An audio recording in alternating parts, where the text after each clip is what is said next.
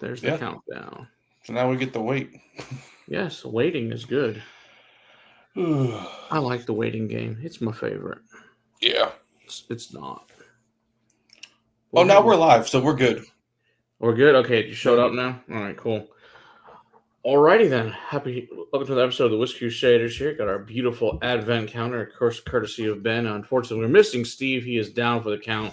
The unfortunate cold this evening. So, just slightly important to be able to smell is quite the thing for a blind. So he's not going to be doing that this evening.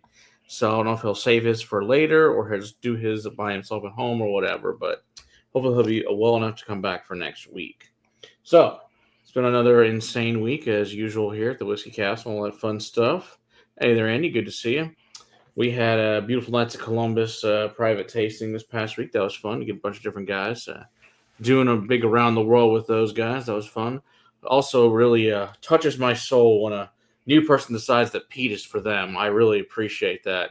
And I love it, especially when the younger like, oh, this is delicious. I'm like, welcome to the dark side. You're in the right place. So, that's always a great thing for me. And then we had a beautiful cognac tasting on Friday night. It was amazing with Tiffon. Some great treats there from Cookies Crust.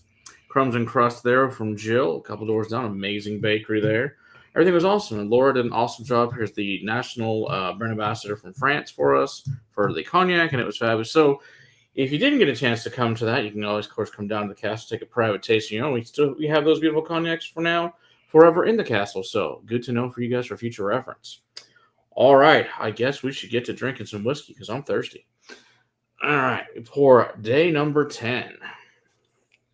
All right, so went to my first major allocated sale. Get there at 5 a.m. Open at 9. Got a maker's hearts cut in a bottle for Tara's next. Nice. Yeah, there's some crazy stuff here that went on, but I don't like standing in line, so I won't. I was at an allocated raffle on Saturday, and that was fun. Ended up with a Spring Break 12 cash strength, so that doesn't suck. That works. A friend of mine got a double Eagle Very Rare. No shit. At cost, $2,300 out the door. Now, did he open it yet? No, she's not opening it anytime soon. Damn it! I just want to know, what does it taste like? Oak? I mean, the 17's good. I like the 17 personally a lot. I tried when they had it was still a 17 age statement, but they had it as a 19-year-old, and I tried that at a bar, and it was really good. Yeah, I'm sure it's fine. Well, because the heat cycle, those warehouses, they don't actually let it get too warm in there, so yeah. That is a major factor in all this good stuff. Oh, you got a bunch of other stuff: a Heaven Hill Ball and Bond Pick, a Larceny Private Barrel, an EC Toasted 10-year cash. Oh, I've never seen an EC Toasted age statement. Andy, when you come next time, I need to try that. That sounds fascinating. I've not seen one of those. Or a cast strength of that. I've only had the 94, the regular one. That's cool. Or if I had it, I might have been drinking and don't remember. That happens occasionally around here. Yeah. All righty. Let's see what we got in the glass. Hey, Stephen Moore. Good to see you.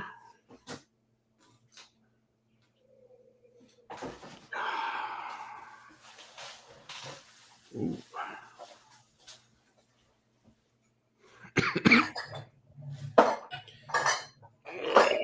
Oh no, I got. Oh, there it is. He's looking for the bottle.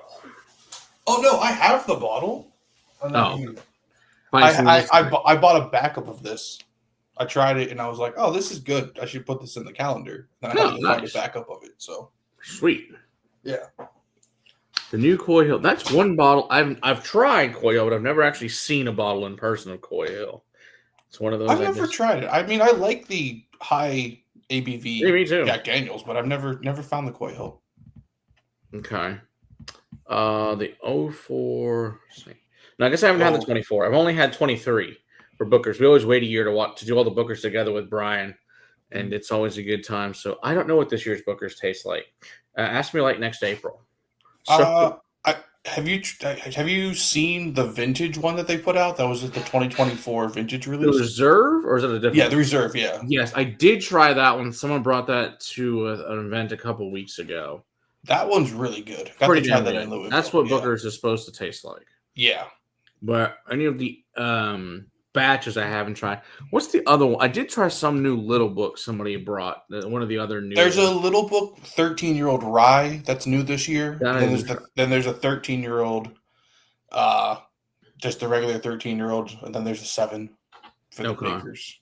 So yeah, so the Coy Hill, that went like in the first 5 or 6. No, it doesn't surprise me. Yeah. They don't. Now, when you guys are going to these raffles, are you guys seeing B-Tax in these raffles or not? Or so there's 3 different raffles. Okay. You have like general allocated product, which is like you're talking your Michter's 10s. Yeah. I mean, they had Weller Millennium and the very Double Eagle Very Rare there. That was in the same. If anybody wants a Millennium, I know where the place to get it for retail. Because if someone would like to spend a ton of money and wants one, happy to send them to a store. If you're buying it over retail, you're doing it wrong. Like it's sitting at the no retail price of $71 to $75. I know someone who's selling it for $6,700 and still can't get rid of it. Yeah, so you should never. I tried it. Thanks to Steven. How was it? Underwhelming. I kind of figured, which is why my guess is why it's sitting everywhere for that price. Yeah. I mean, it's cool, crazy expensive no matter what, but I kind of figured it was nothing amazing and special. It was amazing and special because we all got to try it for free, so that was very special. That makes it the best kind ever. Yeah, but like I would not pay any amount of money to even try it at a bar. I just say hard pass. No, stick to the regular Weller line. You don't need to buy a pour of that. Especially at a bar, once you get to like over $100 a pour, there's really nothing that's. Hey, there's Bill. Good to see you there, Whiskey Dick, and there, Bourbon. See you as well. Yeah, I mean, I can drink really great scotch for $100 a pour at a bar. So why would I want to drink bourbon at that price point when it's going to be way overpriced? Because there really generally aren't speaking that many bourbons that are retail that way. So it seems foolish. Whereas I can get a multi-$1,000 scotch for that. I like that plan better.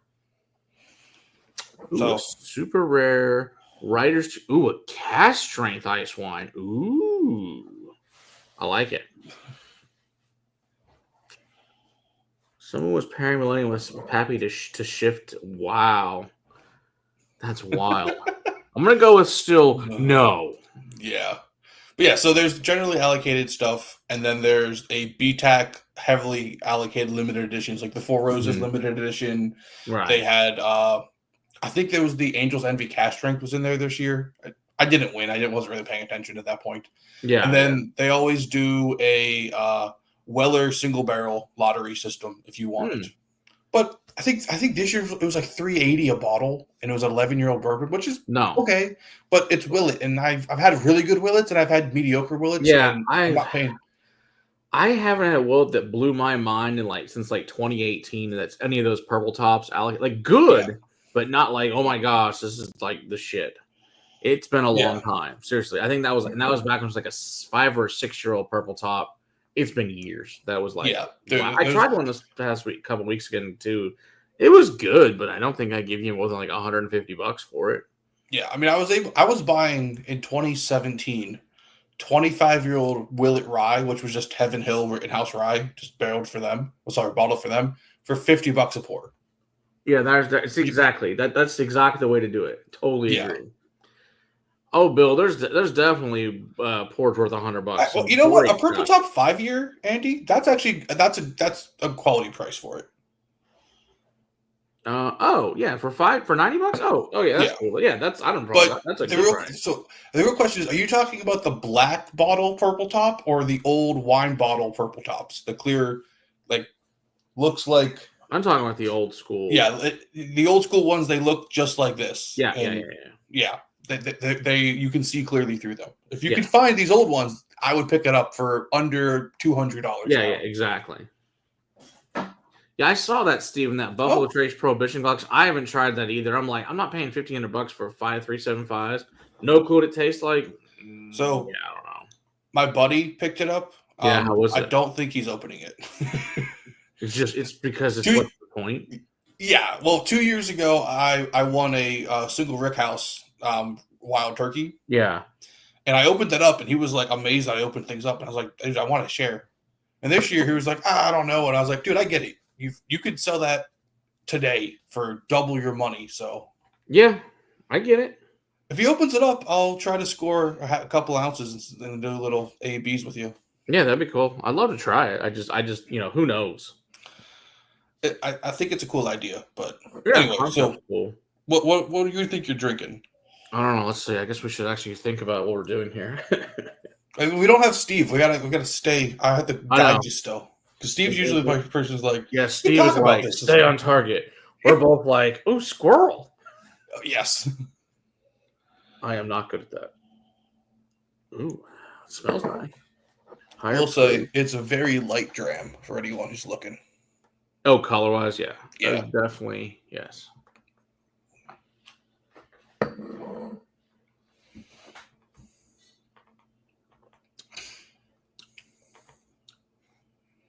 This one's good. Smells good. Little higher proof, but nothing crazy. The nose smells warmer than the palate, though. Mm-hmm. I mean, it tastes like scotch. Oh, yeah. That's why I fell in love with this bottle. You're like, that's why, because it's delicious. Oh, yeah. I'm assuming you got it for a decent price point. The fact that you bought it back, it tells me you must really like it, whatever it is. Well, my preferred Scotch-wise is an ex-bourbon, first fill ex-bourbon. I don't know exactly what the fill. I don't think it says. It says what it is. Well, no, but it was also one of those things where once I tell you what it is, you're going to be like, yeah, I would pick it up for that. Yeah, I kind of figured, I was like, like I said, nose smells higher, but then it's not but it tastes damn good. Oh. Hey, Eric. Oh, Eric, wait, good to see you there. What if Santa elves were actually the Wicked Witch of the East flying monkeys? It's certainly possible. I mean, I don't know. See, Kings of Pete. Ooh, I don't get any of that. I mean, maybe it's a funkier malt. I'd give you that, but I wouldn't say peat per se.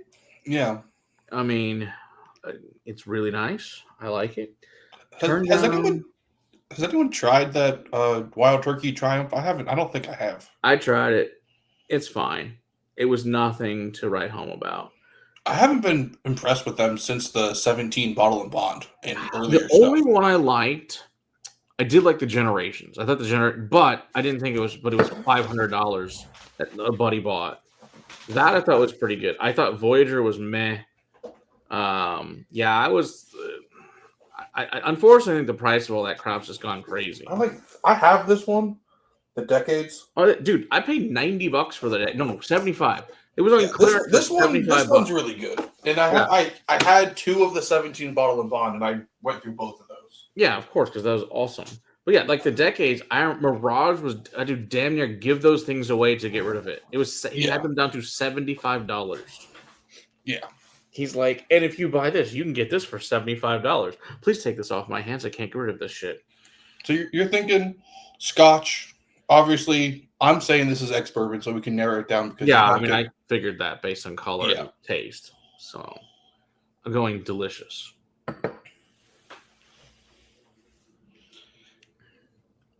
Yeah, this is good. That funky, slightly fungal mushroom wet foliage thing at the finish that I really like. Oh, I get fruitiness in the finish. I think the peat, I get like that dirt umami earthy mushroom on the palate, not on the finish. That's okay. Well, I get it on both. Actually, I got a lot of that still in the finish, but it's all subjective. Yeah. But either way, it's there and it's delicious. And I like it. But yeah, it's definitely on the more interesting side of.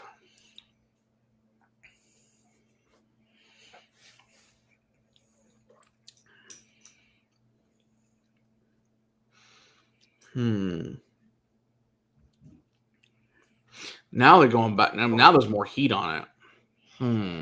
So, Eric, welcome. You've definitely been in from years past, but this is the annual Advent calendar I put together. So I get 24 other people around the U.S., and I put a blind advent calendar. Every day I reveal a bottle on the Discord. And Matt and Steve A from Minnesota usually will sit here on Monday nights and we'll go through 7 days of whiskey. And they get to blindly find out what I put there. And it's always a good time. Yeah. Even if it's some weird-ass shit no one's ever heard of. So it will be revealed in, I don't know, 2-3 minutes. Yeah. I like it, though. I really do like it, whatever it is. That's got hey JD, good to see you there. Can you do a region, do you think? Thinking on it. Because to me, this is not Speyside. It's just not fruity enough to be Speyside. No, it doesn't taste Speyside. Yeah, well, I mean, it's 25 people. Every year I get someone who says, oh, why don't you do more of them? And I go, because day 1 through 15, I could buy backups of pretty easily. Right. Day 16 onward is like, we're pushing it if I can find a bottle of some of these things. Exactly. Oh, hey, Richard.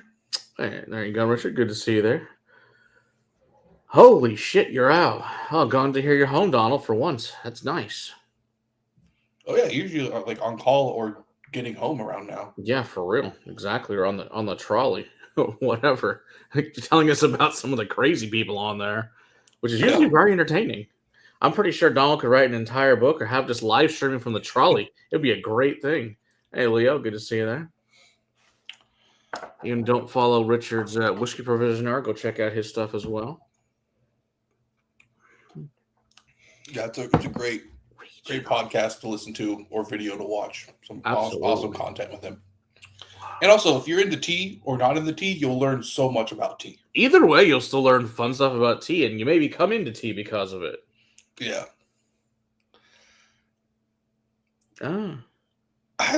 So the reason I did this was because Master of Malt used to ship to the U.S. and then in 2019 stopped. Right. And I was like, okay, I would like to do an advent calendar still. And it was cheaper to get 24 other people to give me a monetary value. And we got them bottles that you probably will never be able to find. Exactly. Some of it was like, stuff that I blended. Some of it was like stuff from the 60s and 70s. Mm-hmm. I'm not sad about any of it. So, it's ex-bourbon. It's a weird combo of like Highland, but almost like Campbelltown Funk at the same time. Yep. I don't know what. That's my guess. Is something along those lines. It's delicious, whatever it is. It's not Highland or Campbelltown. Really? It is a lowland. That's a lowland? Yes. It's from Girvan. That's a single grain? Nope. Single malt. What? Single malt. Hold on. Yep. Make it big. Hold on a second here. So there you go. Wait. It's a single malt. It's a 10-year-old single malt at 54.9. It was right in the higher proof. Okay. And if you know about Rev Spirits Importers, yeah. So that Raj and his team, they also do. They do Dram Hunters as well. Now I got to do the. I didn't know Girvan even put out an occasional single malt. Like, there was no way Gosnell was ever getting this then. Yeah, there's also only 58 others of these bottles. That's really cool. And then one lives an extra level. Yeah. If you're in Austin and you want to get a bottle, I know a place, AB Liquors, number 2 off of Anderson. They might have a few of these still lying around. But I got the first one in Saratoga, New York, earlier this year. Wild. Because I've had like Ilsa Bay and stuff like that. Of course, that's more peated right there next to Girvan. But so it doesn't. It says a lowland distillery, but if you there's a story on the back. All right, hold on. Okay. Yeah, I don't know. It's the distillery on Clyde Coast, looking at Kintree and Aaron. Like, yeah. The same as Belvedere. It doesn't say Girvan, but it essentially says Girvan if you just know where to look like on the a map. whole compass box thing. They tell you it's in a town. Yeah. Where it is. Yeah, Cotswolds is good. I like Cotswolds a lot. But yeah, I would highly recommend some of those Dram Hunters bottles are $300-$400, and some of these are $90. I don't think I've had anything from Dram Hunter. I've heard of them, but I think I've actually, it was like the first time I've actually tried them. So, no. Yeah. Well, that was a hell of a surprise for me. Yeah, they're but really good. But it does explain the weirdness, funkiness of it with considering what it is. Yes. Super interesting. Well, thank you for putting some shit I could never get in there. So, awesome job. Ooh, criteria. Well, okay. But that's half the fun. It's shit I could never get and I would never try otherwise, which is really and truly for me the best part about it. Yeah, there's 3 or 4 different spaces. Some of it's super limited things that like I would want other people to try because I know it's good. I've had it before. Some of it is, hey, you're never gonna find a bottle because therethere's X amount in the world, and it's you made it. Yeah, well, not even just I made it. It's more just like I put a 34, 35-year-old Bal Blair, not from the 80s. Yeah, in 1 83. Yeah. Yeah. Like we had 1971 Jim Beam decanters. Yeah, exactly. Like there are certain things where it's like, yeah, I that's cool. In the first 10 days, it's a interesting bottle. It doesn't have to be price point a lot, but it's just interesting. Yeah, I want something that's like a store pick that's like is not. It's good, but it's not like, oh my god, this is amazing. Ooh, that's got some pretty color to it. Yeah, and now for something completely different. Yeah. If you thought the color was light on that one, this one is light. This is a very different color. Yeah. I tend to put in a lot of independent bottlings because I enjoy that, where it's a non-chill filter, cask strength. Oh, Jason, I'm sorry, dude. That sucks. Oh. Yeah, well, we can thank you for sucking like that. Yeah, I don't have like if it hits this price point, and there are some things that it's like, especially this year, where you're going to be like, man, that was interesting. I don't like it, and that's okay. And that's okay. I think it's fucked up. I'm going, I still liked it. It's good. It wasn't Malort, so we're pretty much like, oh, good, I'll probably like it.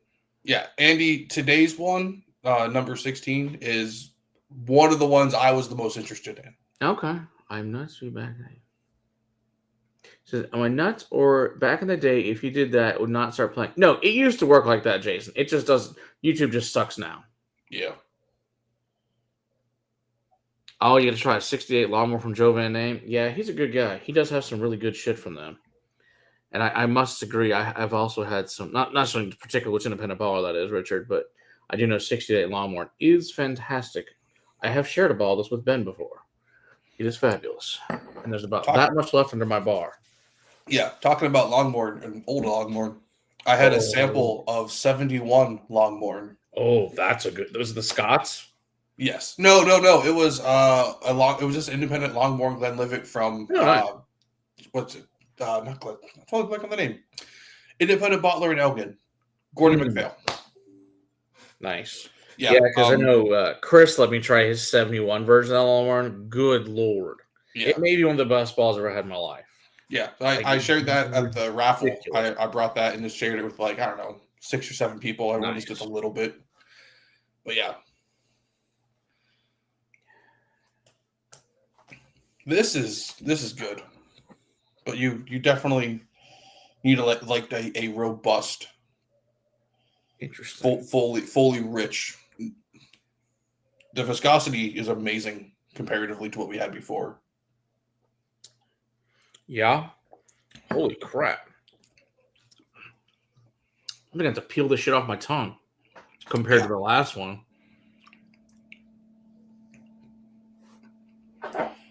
Wow. Not just wow, that's weird. Oh, I don't know. How the hell is it doing that? It's doing this weird, push down on your tongue weird thing of. It just sits there. It's so good. This reminds me of what Scotch was back in the 80s. And there's so much freaking raisins and dates and plums on that. It's crazy. Yeah. I don't think how it's It's like it doesn't move off the tongue. It doesn't go back to the back. It just sits there in the middle. Like you get like a little bit of a hug, but it's mostly just on your tongue, just front of your tongue, just sits. Yeah. Day 11 is a banger. That is insane. This is another one I have a backup bottle of. Oh, of course you do. Because because you're smart. I bought both of these bottles to enjoy, and I opened them and I go, I need to share this because this is an experience now. Oh, it's so good. It's ridiculous, whatever that is. I would just think going back to the mid 2000s because you could still find bottles bottled in the 80s. True, that's true. That's true. Well, one of these days, I've got many of things might be sitting around here we may have to get to. Oh, your place, dude! I've been over a dozen times and I still find things. I'm like, I don't even know you had this. I still find shit I don't know I have. Yeah.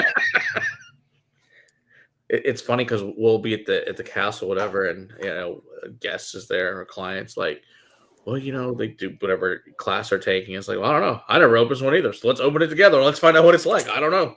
Yeah. I can tell you the history of that, but I don't know what the hell it is, what it tastes like because I've never opened it. So we'll find out together. And that's always fun when you get to open one that I've never opened. Yeah, this one's good. So we're going heavily sherried. Yeah, to say the least. Yeah, like, I'm trying to like bring it back to what we're talking about. Yeah, that's old school sherry.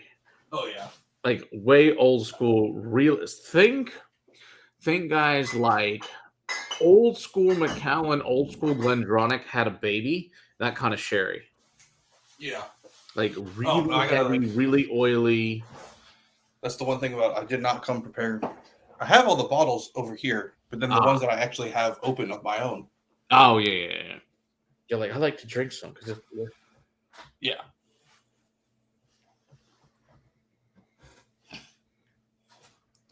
This one is just. It makes me happy that they're still whatever it is, but yeah, it just makes me happy that you're still able to get something that's good for the price point. I have no clue what distillery, but fuck me, that's so. Good. If I gave you a number, you would know who the independent bottler is. I see. So it's a Scotch Malt Whiskey Society bottling? Yes.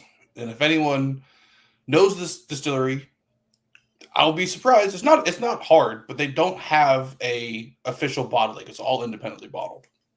They don't have an official bottling? Yes. Which I'll say this. I've never run into one. And I don't think I've never seen anyone at their bar have one, at a bar have one. Now I'm fascinated to see if it's something we can find, because if that's the case, must find now on list. The number is 68.80. So it is the name is A Trip to the Dark Forest. It sounds accurate. Cask recharred hogshead. Okay, that would make sense. It is a 12-year-old Scotch. This is 12 only? Yeah. Wow. So it is Blair Athol, yeah. Oh, okay. So the flora and fauna, yes. Do you count that as a official bottling? Do. Okay. I mean, it's officially, yes, it's flora and fauna, and it's owned by, but yeah, that's an official bottling. I mean. Yeah, it's kind of like Little Mill used to have a flora and fauna back in the day. It was the only way you could get it, an official bottling.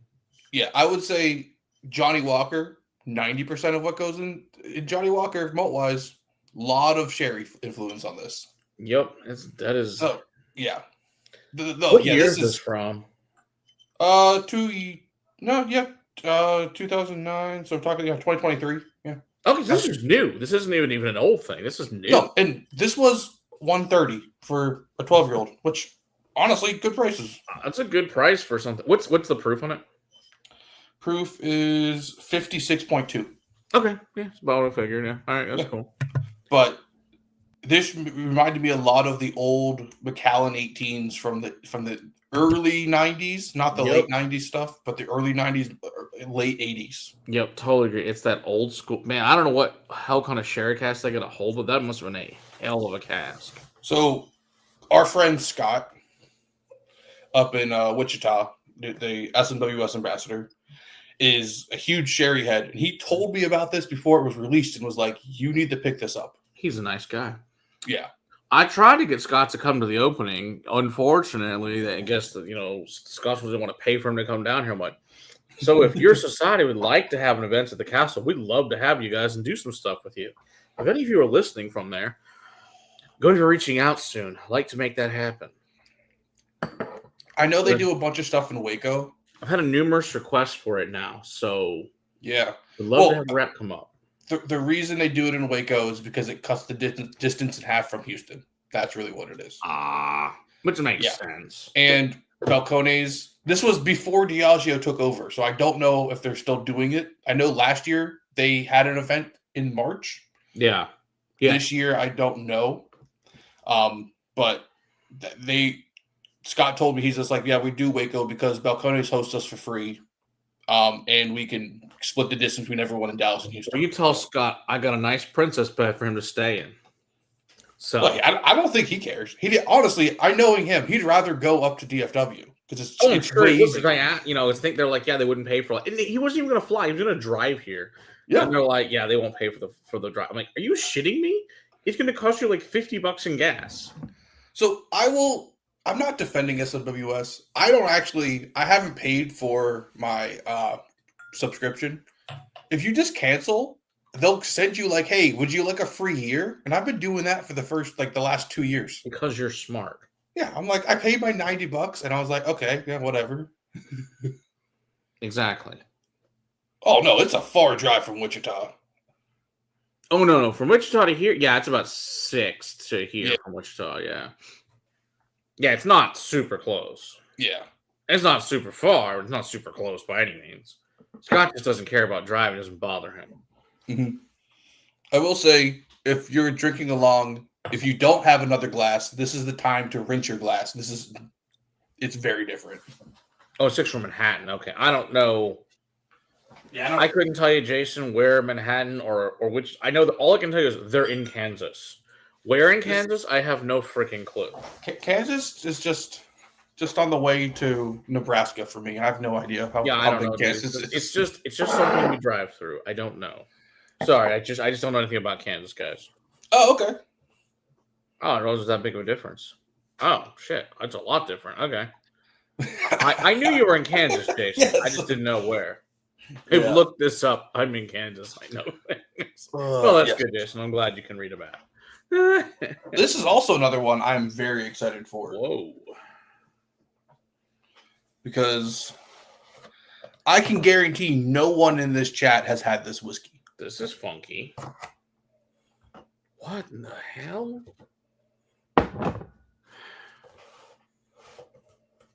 That's weird.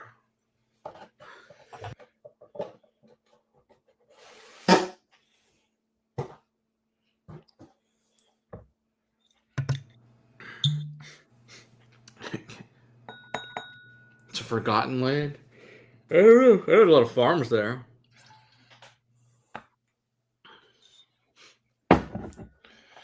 We're going back to super clear, not really heavily sherried or sherry at all.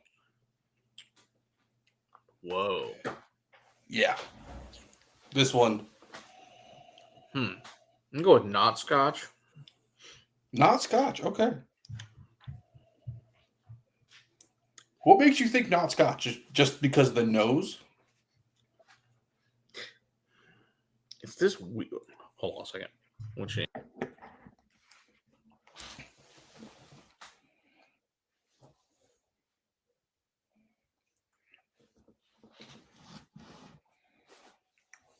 Oh yeah, that is juicy.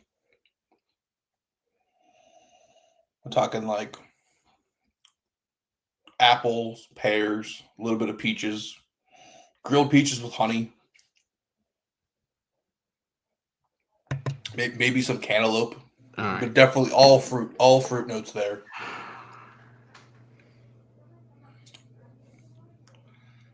I mean, if anyone could guess even the country this is from, kudos to you. If you get the distillery, even better. And if you get the bottling, You don't. You shouldn't be. You just make your own calendar because that is impossible to do.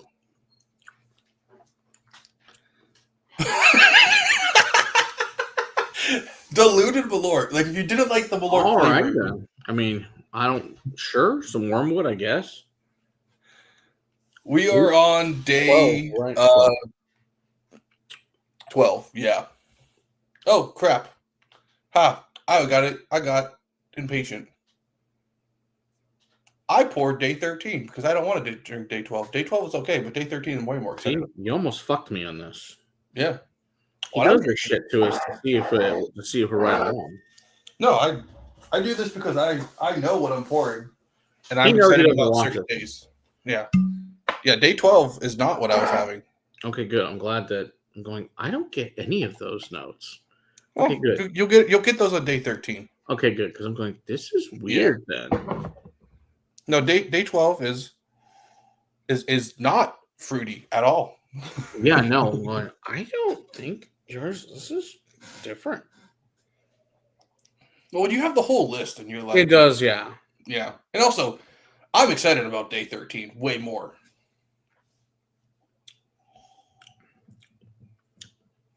Yeah, 13 is very different. Yeah, because I'm going. Because this is oakier. Well, this is better than I expected it to be. Yeah. It does have this weird, not quite soapy, but like, I could see the Malort thing now, to be honest. It's got that weird lemon pledge note to it. Ooh, on the finish? On the finish, yeah. Yeah. Mm-hmm. I think that's the ethanol, not... Yeah, probably. It's not bad. No. It's one of those ones you just really got to think about it, I think, type things. Mm-hmm.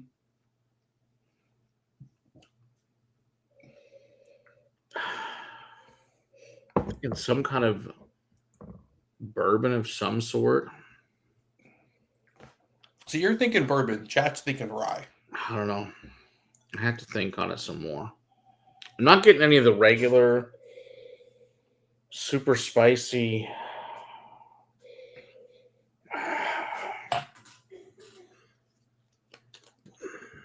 Pour a little more in here so I can.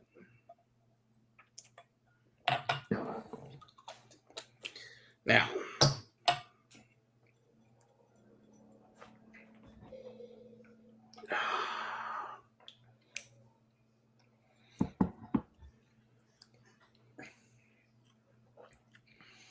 no, Richard, that was I poured 13 on accident.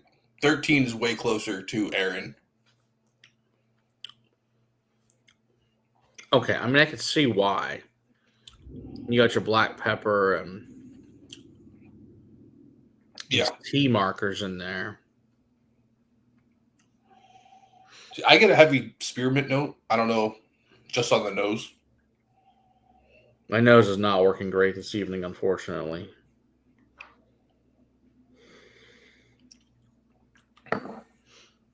Ooh, got one nostril working. That's a good description there, Jason. A bitter orange, yeah, like the pith of an orange almost. Okay, a Negroni, yeah, that makes sense. Yeah. Hey there, David. Good to see you. Yeah, I don't know, for whatever reason. Well, right before this, of course, Stephanie burnt the piss out of a bag of popcorn, so my nose is all jacked up at the moment. So everything has this weird burnt popcorn note to it that I'm having to cancel out and get around. This does not smell like burnt popcorn. No, it does not. 12 is not burnt popcorn. But the glass has the essence of it in all these glasses now. Mm-hmm. It's like, son of a bitch. Okay, so now finally, after sitting there for a while, the spearmint shows up. Yeah. Like Wrigley gum. Don't love the finish on that. It's fine.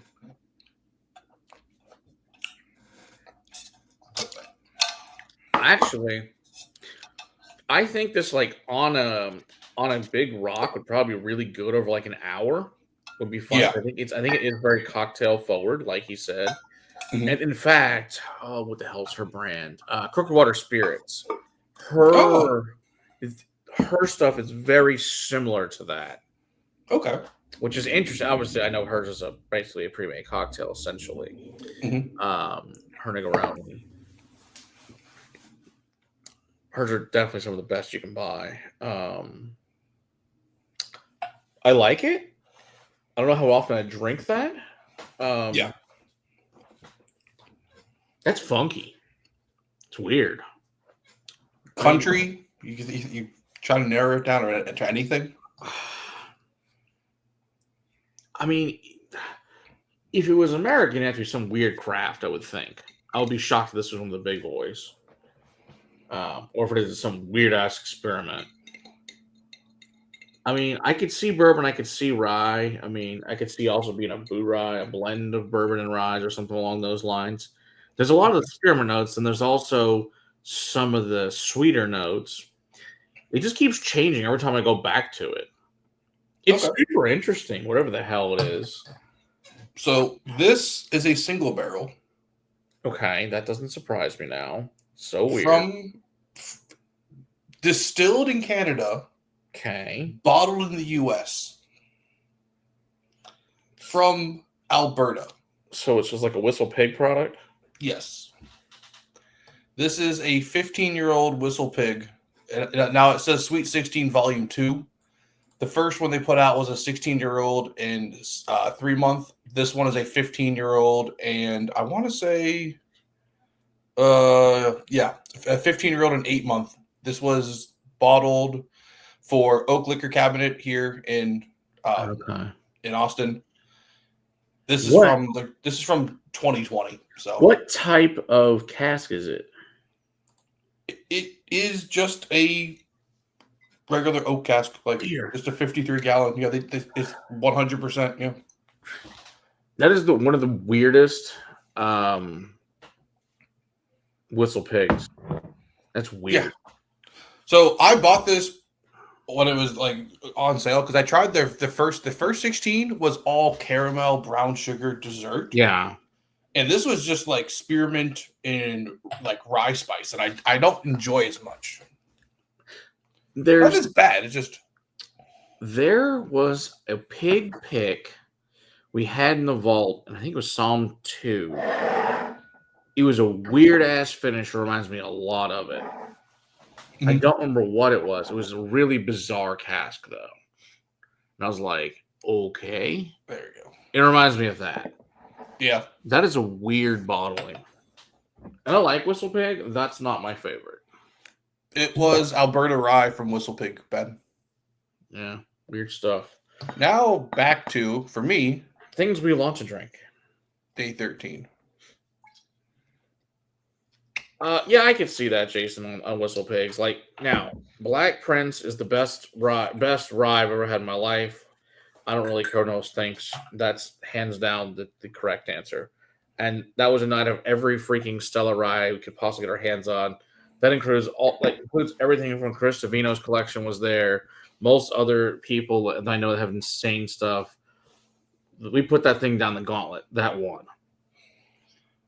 Yeah, now you can't pay me to buy Whistle Pig anymore. No, because it's not good. Yeah, Well, it's funny because I had somebody that like, oh, I'd really like to try some old school Whistle Pig. It was, there the other day is like, yeah, the like good spicy rye. I'm like, literally this old Whistle Pig from like 2017. Yeah, good shit. Yeah, I mean, I have a bottle of a 15-year-old that was bottled in 2016, and It's like a 22-year-old rye. It's fantastic. Oh my gosh, that sounds amazing. But yeah. Have you ever tried the Rittenhouse 23 or 25 from Heaven Hill? I've heard they're great. I've never seen those ones, in my opinion, are the best ryes I've ever had. I've never had those, unfortunately. Yeah. A Driftless Glen was your best rye. Oh, okay. Very cool. Oh, a Knox 16 125. Nice. Oh, that sounds good. Sounds really good, Ben. This is the one, if you guess the distillery, the country, I will give you a sample of Old Pulteney 35. There you go. Anyone in the chat. That's also assuming you haven't looked already. Well, that's fair.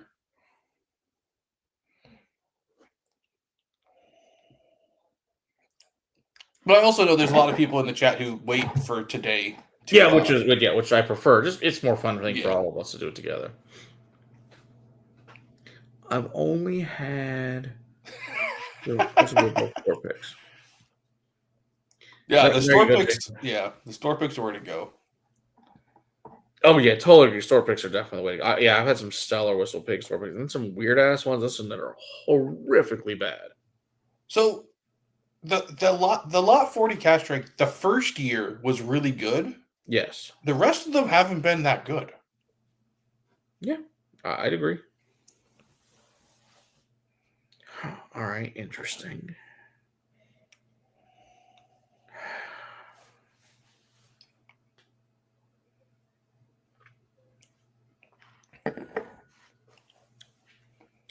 Oh, interesting.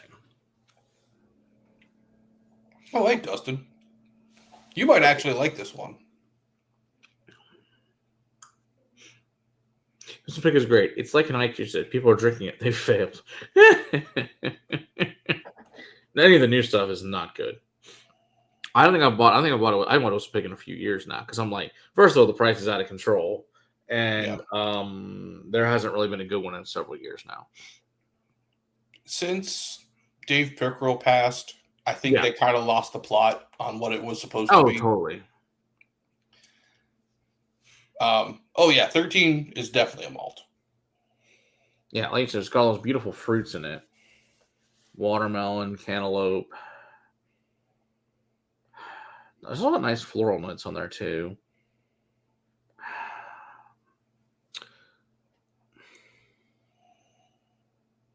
Huh. What country?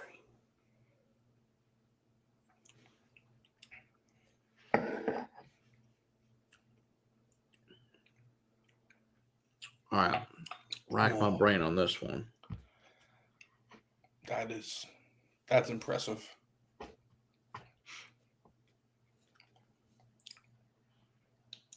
Yeah, I'm thinking maybe more like the Netherlands or something like that.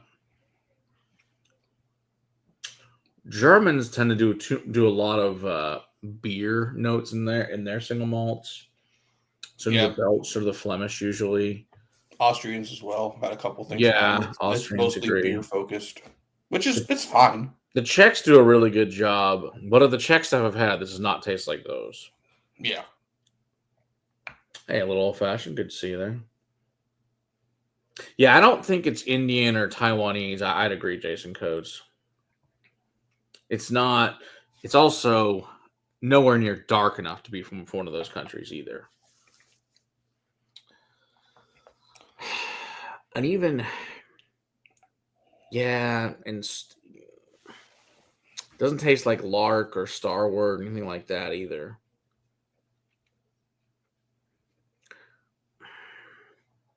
France, some French stuff might taste like this. I was gonna say, outside of Brent, how much French whiskey have you tried? There's like maybe 6 distilleries that I know of. Cornig, Belvoy. Okay. Let's see. It starts with an L. Yeah, it's a 1 month, 1 day Cavalon. I have a lot of. I actually have several French distilleries. Shockingly, really, I gotta try some. We could do an entire class on French single malt. I probably have at least. Is that from the Vevu collection? 12 or 14 different things from them. Is that from oh god, what's the independent? Oh, Perot Française? No. Okay. It's all original bottlings from each of those distilleries. I'm very interested in that. It's not Cavalon. There's no way. I've never seen a Cavalon this light ever. I don't think that doesn't exist in Taiwan. Yeah. Hey, they make some beautiful escorts there, Donald. So hey, that's a good way for the ladies to make some good money, and that especially in that in the Russian district down there, they like to hang out. So it's a beautiful part off the square there. Yeah, a lot of a lot of the rum producing countries whether that was colonialism or they produce rum in their territory still, right. don't mind a young single malt because they see it as like, that's what we drink. That's fair.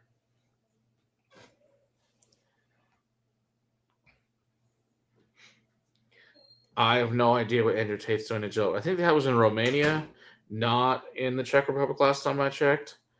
It's in the Jewish quarter, which is the very wealthy part of Prague there.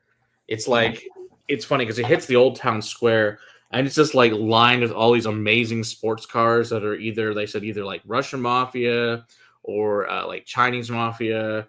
And then, or obviously, old school, very wealthy people there. It's a beautiful section of a town. But then you also see these like unbelievably gorgeous women. It's like, don't touch them. They all belong to the different mob people. So it's like, not for sale, not for you. So I'm not condoning going to Albania, but the Albanian mob does have a really nice presence in the Czech Republic. Yes, they do. Yes, they do. It was I want to say it was Bulgaria because I think he was on the beach. But my Andrew Tate knowledge is like the dude is weird and he says alpha a lot, so that's all I've heard. I'll hear whatever random things come across the internet, but I don't really watch them, so I couldn't tell you. Yeah. Oh, and I think he's also British. I think you're right on that. Sounds right. Yeah. Take for one. Eastern European women are either a 1 or a 10. No in between. Somebody's probably correct, and let's be honest, Jason Coates. That's pretty accurate. But the ugly ones, they either keep at home or have them killed. So it's fine. So, sure, he's American. Who knows? Oh, this is a weird accent. The fact that you know more than me, Dustin, I am slightly concerned. I don't know anything. Yeah. I'm like, I know the person exists. So, what do you think this is? I assume it's some kind of malt, but it's like you said, younger, but the lower proof, I'm guessing. Okay. Pour a little bit more here.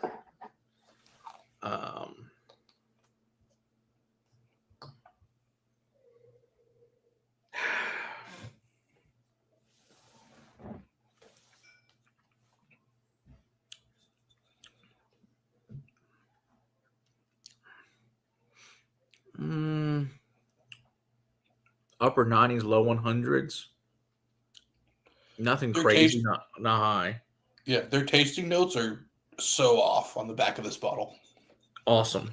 They get creamy coconut, ripe white peach in freshly cut wood. No. Lemon, stone fruit, hints of dark chocolate. So I get the peach. They drink the same bottle we drank. Yeah, I get the peach. I get like pears, melon, like cantaloupe, honeydew. Yeah, exactly. That's what I don't get dark chocolate on this at all. No chocolate, cream of coconut, no. Yeah, I don't know. That's some weird ass shit they're talking about. That's the best. Hey, so Jason Coates, funny you say that. So my youngest brother would go to places and do shit just like that because he's like, I don't like this shit in this menu. He's like, you got any chicken strips off the kids menu? Because I'm eating that shit because there's some shit sounds gross. I'm like, that's hilarious, but so accurate. Yeah, exactly. Sometimes that's the best choice because the other shit is shit I don't want to eat. He's a heathen. I'm going to just...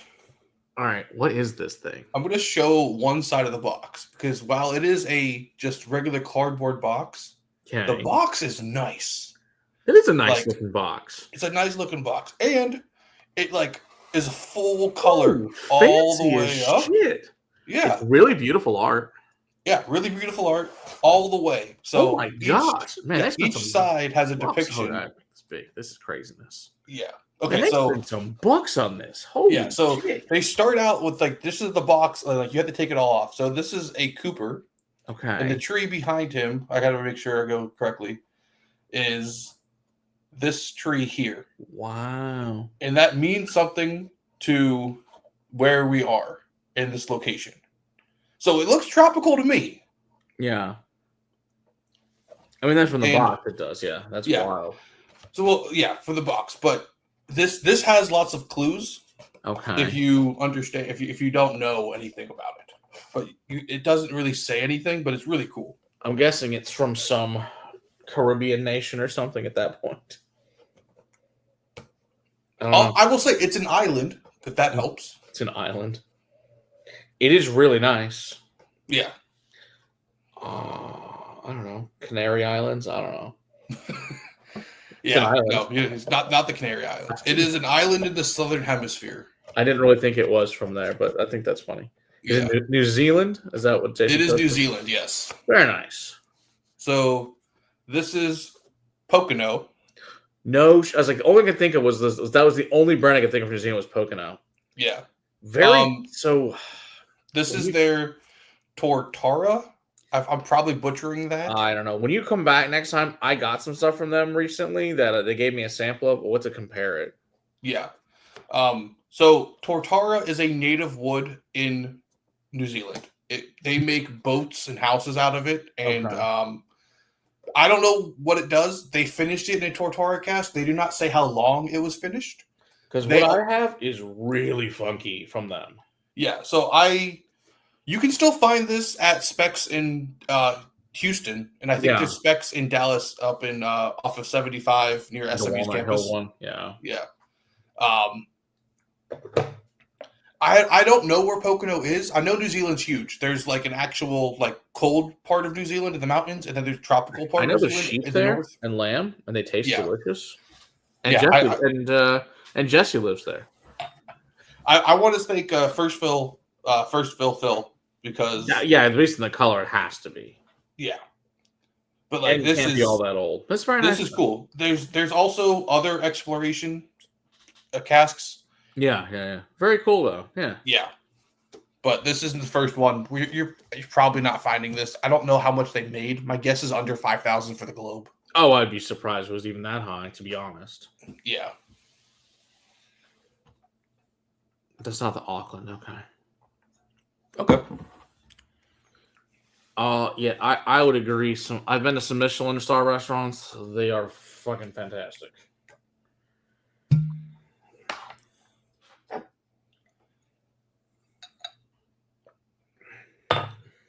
All right, day 14. What if it was free, Dustin? Would you go then? That's the real question. I love Michelin star restaurants. Because they're delicious. Yeah, but I also love food. Yes, I do too. I especially love food when I don't have to pay for it. That's my favorite kind, especially at a Michelin star restaurant. That's my favorite kind. Well, they usually do have a dress code. That's true, and you don't have to. And then if you have a wait, usually you just get on the list. So you don't have to wait. Otherwise, you're probably not getting in anyway. Yeah, the Michelin Guide came to Texas this year. There's like 7 or 8 restaurants in Austin that are. Yeah, cool. Ooh, this is completely different. Not a bad way. Huh. All right. Funky. Oh, yeah. I think that will be frowned upon, to be honest, Dustin. I don't think they'd like that. Do you hunt, Dustin, or do you eat wild game? Ooh, that's got a hug.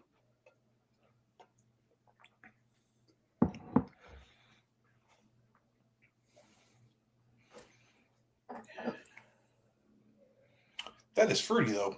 Like apples, fresh apple. Okay. That is, yeah. Whoa. I like this one, too. The fuck is that? There is. It's apple. There's candy. What the hell candy is that? It's a finish on some candies. Super sleek. The fuck is that? Ooh, that's good. Oh, you know what reminds me of those peach the peach cling circular discs. The peach rings, yeah. The peach rings, yeah. I get candied ginger as well. Yeah, I agree. Yeah. Candied ginger peach rings, like fresh fresh apple, like not red delicious, but like a almost like a baking apple.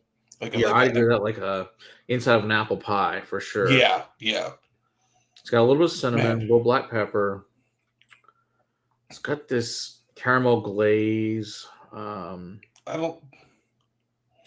The hell is that? That is. There's layers of this just on the nose. That is delicious. Yeah. I'm almost mad I put this in the calendar. I should have just kept it for myself. It is really good. It's really different than I really had. It's really good. I'm glad it's really good because I am so excited for this distillery because not everyone knows about it. And we've had this distillery before in previous calendars. Wow. Yeah. That's one of the best things we've had so far. Of just far as uniqueness and just. Yeah. This is younger, but this shit's going to be awesome as it ages up, from what I can tell. Oh, not only if you like this now, how it's going to be in the next 10, 15 years. Yeah, totally agree. Whatever. The way, how they aged it is the correct way to do this. Nice. Can you DoorDash me free Michelin food? Yeah, I don't think it works. I'm pretty sure there's no DoorDash to a Michelin restaurant. Well, I mean, you're in Cincinnati, right, Dustin? He is. Yeah, so there's no Michelin in Ohio. Come on. Yeah, he's good. I want to point out, Jason, you're spot on. It is Copperworks. Nice. Well, good pickup there, dude. Because that's what Washington, right? Is that? Seattle. It's everyone knows of Westland, and I love Westland. I love what they're doing. Yeah. No, Copperworks is good. I know I've heard a few things from them. Yeah, CVH has turned it from distillation practice into we are going to finish everything, and it's going to taste wildly different. Yeah, I actually don't have any Copperworks in the castle at all. I need to contact them to get some stuff in there and then have them on the show because they're really fucking cool. Yeah. So this one is a single cask.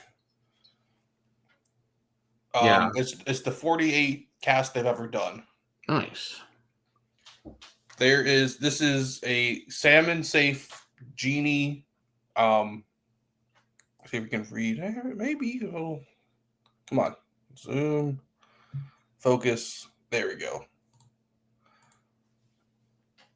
There it is. A salmon safe genie malt. But it's only 6 years old. Yeah, okay. So it's right. Young malt. Okay, that's what I figured it was. Yeah, young malt. But the difference here, it's all 6 years in a refill cask that they had their own spirit in. Okay, because I'm like, it can't be new based on the color. Interesting. Yeah. But they are, the 253 at Steelbox is really good. Yeah, they're like they are doing essentially everything what you do in Scotland, just in Seattle, and they are so good. So I got a hold of a really cool thing the other day. Yeah. So I had interviewed Pete Barger from Southern Distilling, and he sent me the most interesting American single malt I've ever had off a column still. Column still? Exactly. Because usually those things taste like shit. Yeah. It not only is it good, it is totally unique and different. I'm like, oh, because he told me you're going to actually like this and it's going to taste nothing like you've ever had before. I'm like, okay. I know, but the other day in the can was like, I have to have you try it when you come up here next time. I don't know what the fuck. It's really good, and it's just totally unique and different. I can't wait to have him come back on the show and talk about it. It's wild. I have 9 samples of. These are all from Copperworks. We've got like a Muscatel cask, a brewery cask, Baroness malt. Like they're doing some really cool stuff, but it's up there with Cedar Ridge on their geekiness level. Which is my kind of people every day, all day. Yeah. Yeah, we gotta get Cedar Ridge to come down too, and just have him. I know he'll come down and do an event to the castle. We gotta get Cedar Ridge down here to do that. I'm sure he. Oh yeah, Jason, this is so good. How I just peaked. Cast 48. Yeah, we're gonna have to get these guys on. This is great. Yeah. Okay, so I wasn't. I would never would have guessed the distillery. So good job on Jason knowing that. That's amazing. But yeah, Young American Single Malt was the correct answer. So good. Mm-hmm. No, that's probably one of the best things we've had so far. We've had some really good stuff. This is just fun and unique, and cannot wait to see what these guys are. Because the first time I ever had this was with Anthony Dina, brought a couple of them for one of the Psalm classes to do some food pairing thought on. Mm-hmm. I want to say it was Psalm 1, I think. Yeah, this is cool. Yeah, this is so it's young comparatively to Global Whiskey. Yes, exactly. For Copperworks, this is really, really old. Yeah.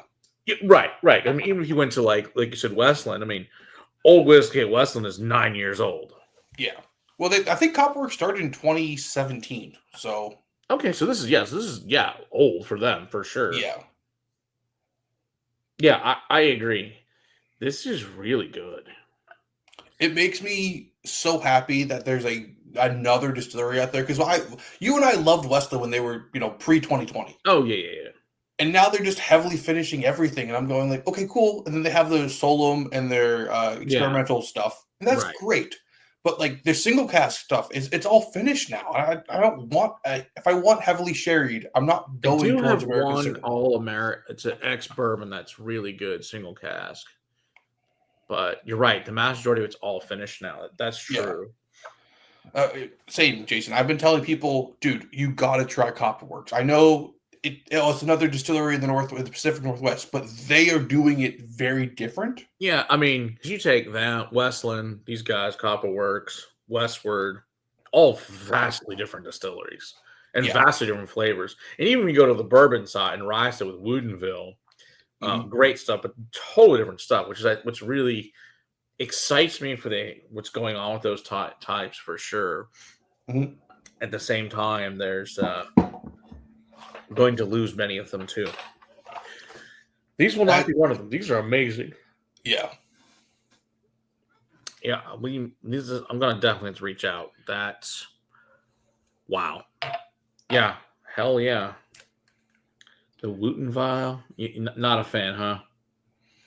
Look, I don't like what they're doing, but it's an LMVH distillery, so they're not going away anytime soon. Yeah. Well, the I don't know if this is public knowledge, but that Beyonce whiskey is just Woodinville. Well, finished in sherry barrels. You know how I feel about most of those celebrity ones. They're all bullshit. There's a handful that I think are actually made by them or blended into, not necessarily distilled, but blended out properly and actually involved. Not like, hey, I made up this bullshit story and I put my name on it. Buy my shit for $100. Yeah. No, Andy, shit. I know. This is my third bottle. Yeah, the 2,500 is yes. That's a good. Yeah, that's in the front of my entire collection over here because it was that easy to get. What, 15 now? Yeah, 15.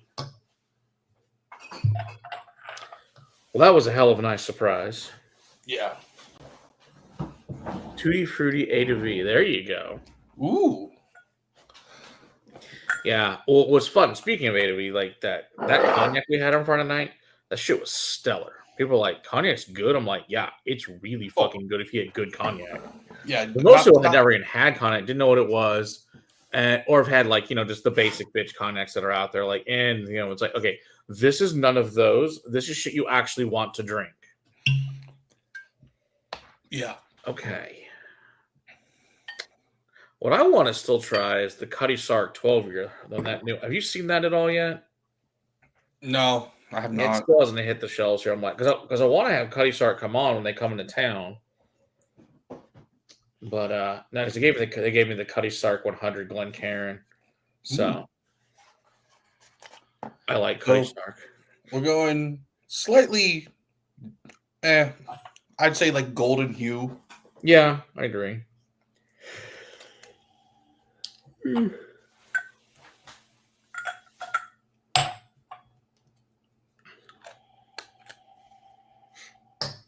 Oh, wow. Okay.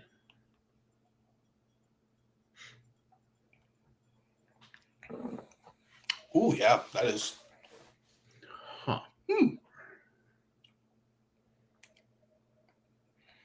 Okay. It's not as pronounced as I thought. Steve Steve's is sick tonight, yeah. Unfortunately. He's missing out on some good pours. Not that he doesn't have it. He's just missing out hanging out with us to drink some good pours. Oh. That's nothing like the nose. Oh, yeah. The nose is so light and easy. Mm-hmm. But the palate, that's good. That's nice and fruity. I like that. Lots of strawberries and blueberries and raspberries and compote and yogurt and custard. Yeah, I talked to him right before the stream. He's got a horrible congestion. He can't smell. So if you can't smell, it's going to be kind of hard to do this.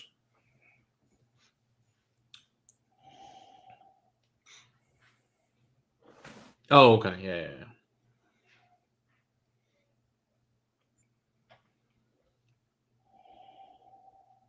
Yeah, the last two, this one and day 15, are on the nose the best ones. Oh, man. That's good. That's awesome, Jason. That means you really like that distillery. Yeah. But I can't name another person that I know of who has multiple bottles of Copperworks. Like I have 0, so it's more than I have. I had 2, opened one, and then I have one sitting. Well, I figured it must be, Jason, the fact that you nailed that head on. Yeah. It's kind of like me if I get near Balcones. That's Balcones. Yeah.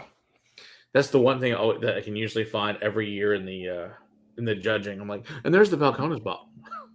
Mm-hmm. It's like, well, you've had 100 different Balcones. If I can't nail Balcones, I'm doing it wrong. Yeah. Other distilleries, you can get similar notes on in Texas, not that one. So it's just funny. But I would go with it is fruity. That's the thing. I don't know how many people are actually going to like this. Oh, I love it. But it's going to be divisive. Dustin, you're funny. I'm usually good with Boonhaven. Ben Rioch, I'm pretty good at now, having had a bunch of their stuff. Yeah. I would say the newer Glenalleckies, not the old independently bottled stuff from totally blank who used to own that distillery before Billy bought it over. It's who owns Chivas? It's not Pernod Ricard. It's someone else, right? I thought that was Pernod. Whoever owns the Chivas brothers blend. That might be Pernod Ricard. That's Pernod Ricard, I'm pretty sure. Yeah, but so I can't really distinguish I can distinguish Billy Walker distillate to Pernod Ricard distillate, but I can't. If it's Pernod Ricard, I don't taste the Glenallachie. It just tastes like that kind of stuff. Oh yeah, forgot about that. Yeah, I try to make sure all the samples, the lids are sealed real tight, but sometimes I miss them.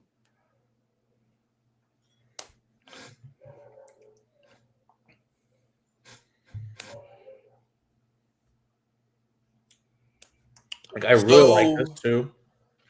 Billy's stuff has been the 4-year-old release they did that I put in the calendar last year. Or when Gaga over. Yeah, that shit is awesome. And all of the what's it called? The peated line that he just put out. Or whatever, that one. Yeah. Paramore, or that's not it. It's something along those lines. Yeah. Let me look. It's some weird Gaelic word. Yeah, Michael Tor. That's it, Michael Tor. Yeah, all the Michael Tor is his own distillate. Now it's all peated, and that's what he's been saying from the start when he bought it. He was like, I want to make a peated Speyside. He was doing it Glendronach and Ben Rioch. Liked the 4-year better than any of the Michael Tors I've tried so far. So which ones have you tried? Only a couple. I couldn't tell you what they. Okay, because I tried the sherry one and the chinkapin. And I like the sherry one better than the chinkapin. I think the chinkapin. I think I tried that one. Maybe one other one. I think I tried 2, what I remember.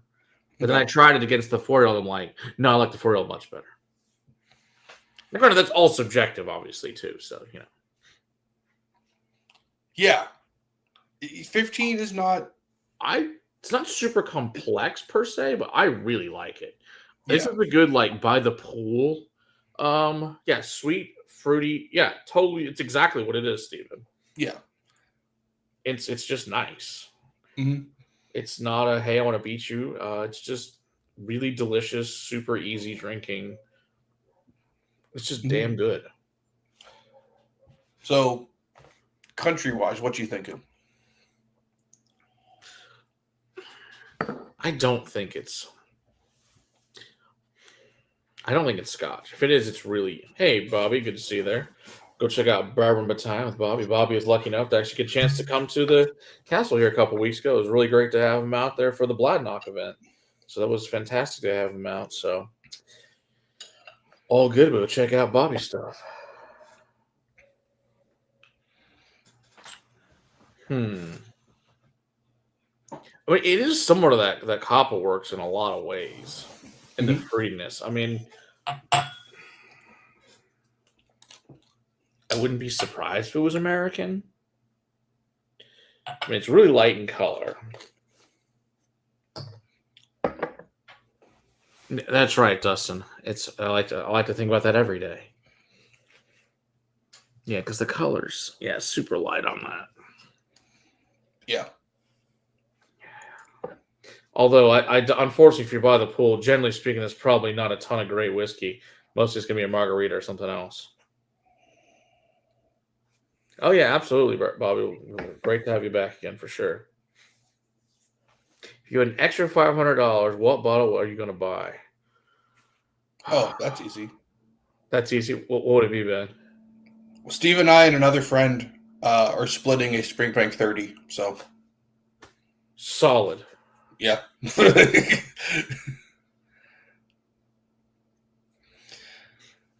Really? 15? You got nothing? Okay, well, okay. I assume you bought your car. Okay, that makes sense.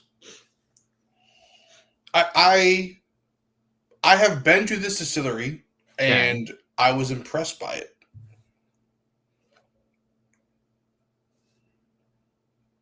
We can get you a Springbank 30. Yeah, that sounds pretty fucking awesome. Yeah, I'd be 200 short, but it would be easier. You'd be 200 short, but it'd be easier. Yeah. Fair. I like it. I don't know what I do with an extra $5. Things unfortunately cost way more than they used to. If it was back in the day, I'd buy another old school, Highland Park 25 for $500. Yes, please. But unfortunately, they don't cost that anymore. They cost much more. I mean, I found a Ben Riach 30 for $275. So can I get two of those? Yeah. The answer is yes. Yeah. I love Ben Riach. Oh, so good. Especially the old ones we've had together. Oh my God, they're ridiculous. Yeah. Yeah, that's a good point there, Jason Coast. Lefroy 25 for $500. Yeah, I could do that. Yeah. I'm a big fan. I haven't bought a spring. Oh, I can't say that. I bought a Springbank on Saturday, but here nor there. The older Springbanks are just not appealing to me as much. Mm. I've gone Kilkerran and I've gone Glen Scotia mostly. Yeah. I do love Kilkerran and Glen Scotia too. That 25-year Glen Scotia is rock. At $500, that's a steal too. Yeah. That thing is rocking awesome. Yeah. I do love that bottle. I did have a guy that I did have a guy do a Holy Grail again. He hasn't picked his whiskeys yet, so that's gonna be a fun class. Yeah, the Black Adders that we had, those ones were really good. Ooh, yeah, that's true. Black Adders are delicious. That tends to be the case. I mean, when I went to the distillery, I had a 32-year-old Springbank, and that blew my mind. But nice. I did a lineup. I had like the 10, 12, 15, 18, 21, 25. And I thought the 18 was the best out of them all. I was not impressed by the 21 or the 25 as much. But the 32 is mind-blowing. I mean, it was distillery only from the cask. Sure. It was mind-blowing. Between that, the 27-year-old Longrow, and the 24-year-old Hazelburn, I like the Hazelburn the best, but I also am a huge Hazelburn fan. Yes, because Hazelburn awesome. Yeah. I don't pour those often for people because most people, unless you know what that is, no. So they have not released the 2024 Hazelburn Oloroso series. Oh. I don't think they're making it again. I think they're done. Seriously? Which means I have every bottle. That's impressive. From 2017 to 2023, I have every single release. I have a few of them, but not that many. Yeah. So, you have any guesses? So this is some kind of scotch? Yes, it is scotch.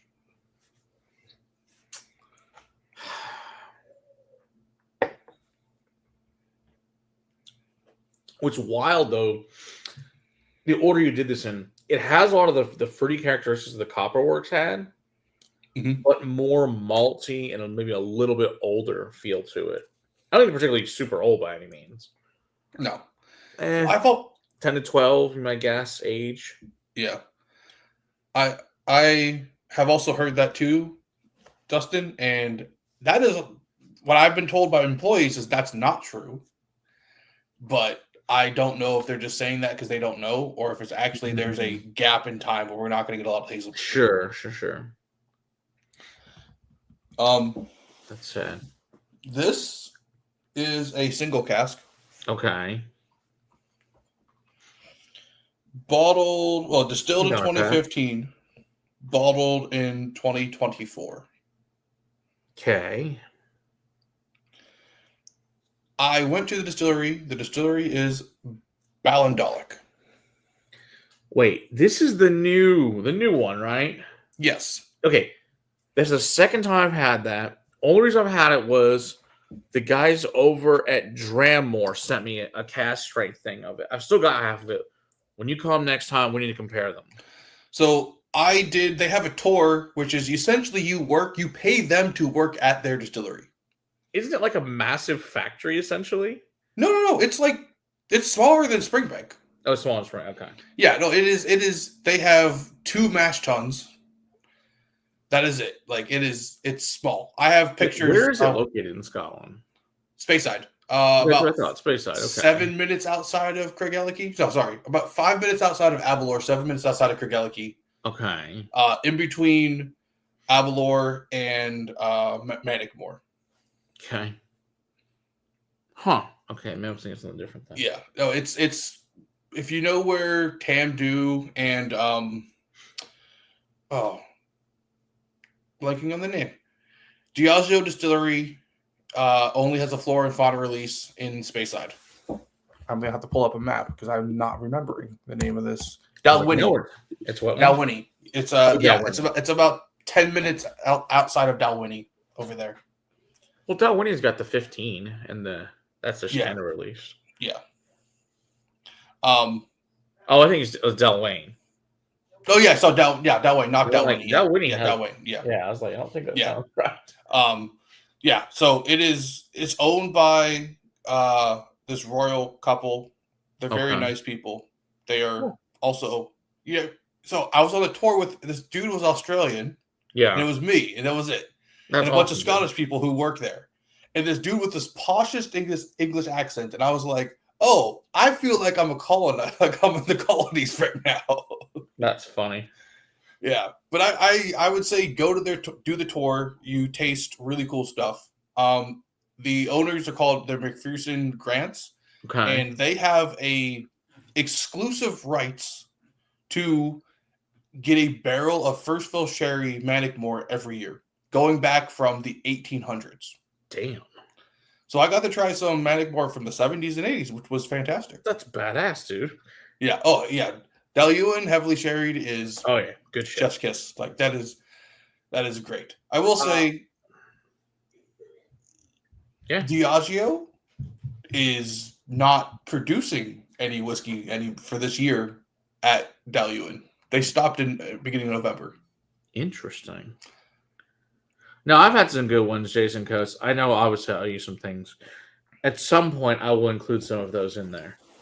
They're quite good. At least the ones I've had. I do agree. I personally do like Dalwhinnie, the 15, quite a bit. I know it's a different distillery we're talking about. But I am a big fan of Dalwhinnie, especially get old school Dalwhinnie. Man, that's some really good shit. Because I've got some that I haven't opened yet that are probably late 90s. I need to open, and we should see what they taste like. Because why the hell not? Yeah. Like their bottles are very meh. But back then, they're prettier now. But yeah, we need to open one of those up. That'll be fun. I think Pete found it in Houston or some shit. He's like, "Do you want this?" I'm like, "Yes, I'll take the 1990s Dalwhinnie off your hands for like $60 because they're stupid. Works for me." So I went to Scotland twice last year. Ran into a guy who, at the time, worked for still maker in in Rothus. Okay. Huge still maker. Still maker, okay. Still maker in Rothus. And anyway, doesn't work for them anymore. He now works for Diageo. All right. Cool. He put me in contact with a local beer group in Craigellachie called the Craigellachie Real Ale Club. Okay. And it just happens that a bunch of people who live in Craigellachie might work in the industry. Shocking how that might work out. Yeah. So they just spilled the beans, and I've kept in contact with almost all of them. They're either retired, work in the industry, tangentially in the industry in general. Sure. So that's pretty much how I have all this information now, where it's like, oh yeah, the bartender there at this bar, him and I and his family go way back. Like, we'll just let you in and we'll just drink all the selective stuff that we have that we don't really pour for people. And I was like, okay. Darn. Sorry. Yeah. And the Springbank contact, you can thank Roy Aquavite for that. I went there, was talking to the bartender, and we were just like, oh, like, where you're from, blah, blah, blah. And then I went back, that was in March, and then I went back in October, and same thing. And he's just like, I remember you because the pours you were choosing were definitely not what people would choose. I was using like independent bottlings of Springbank at Canaan Heads and stuff like that. That's wild. So he was like, oh, you want to talk? We talked for about 2 hours, and him and I have a WhatsApp together. So there you go. Perfect. Yeah. You gotta, I know everyone says like do large group tour formats. I just put everything together myself, and way better. Oh yeah, anytime. I hate group tours personally. You just do personal stuff. It's so much better. You get such a better time, and you're gonna meet the real people, not this poshed over bullshit. No, you want to meet the real people that work there, and people, especially if you meet sometimes the owners and just super passionate people, and it's way more fun. Yeah, and they know you're actually excited to be there. You're not some part of some silly ass tour group. You're there because you want to fucking be there. Okay. All right, port 16.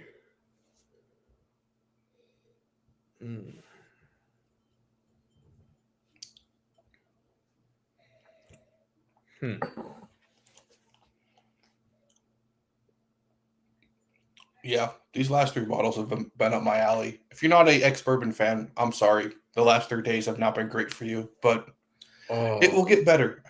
I guarantee it. Oh, that's good. See, I like because me and Ben have pretty similar palates, so it works out great for me every time. So yeah. Well, I mean, in this day and age, there's only so much heavily sherried whiskey. Well, a lot of it's just not good. Yeah. I love heavily sherried, but I want it to also be good. Yeah. Well, it's like day 11. That was heavily sherried, but like it's a good one. I'm not going to put just like, oh, well, it's 4 years in the sherry barrel and we just call it a day. It's like, no, I don't think that's acceptable. I totally agree. Day 16, really? This you thought? For an XPX and X sherry, but today's was said. Well, PX is sherry, Andy. Well, yeah. I think you're assuming PX versus Oloroso, I guess, what you mean. Yeah. I'm assuming. Yeah, Jason, I would subscribe to that. Just buy a good bottle of sherry, and you're going to get a entire case of sherry behind me. Yeah. You should drink sherry. It's a lot of fun. It's delicious. I drink. I don't drink it often, but I do have a nice case of sherry behind me.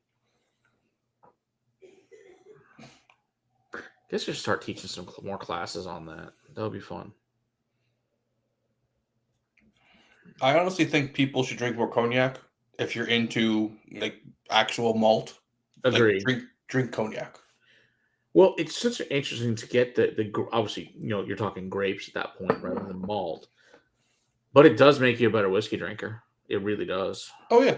I mean, when I was first getting into whiskey, I sat down at a tapas bar in Philadelphia and was like, I want to try every sherry, like from all the way to PX, just because I didn't know what it tasted like. I knew what it tasted like in a whiskey.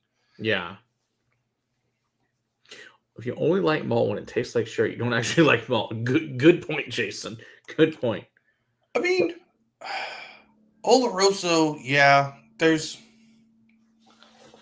now I gotta look to make sure I'm off camera.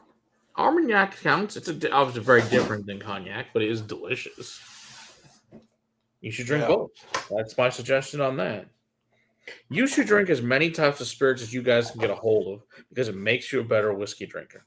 And whether it's liqueurs, tequilas, gins, vodkas, drink all of them. In the next, I'll say 9 days, there's going to be a Oloroso sherried whiskey that was released this year and last year. Even better. That I know some of the people who have this have told me they've tried it and they said it was fantastic. I've never actually tried it yet. Oh, I love grappa. Grappa's amazing. Yeah, you get good grappa. Oh, dude, that's stupid. Yeah, if anybody has a chance to, I think it's all sadly gone now. But the Iron Rich grappa, oh, that was good. Yeah.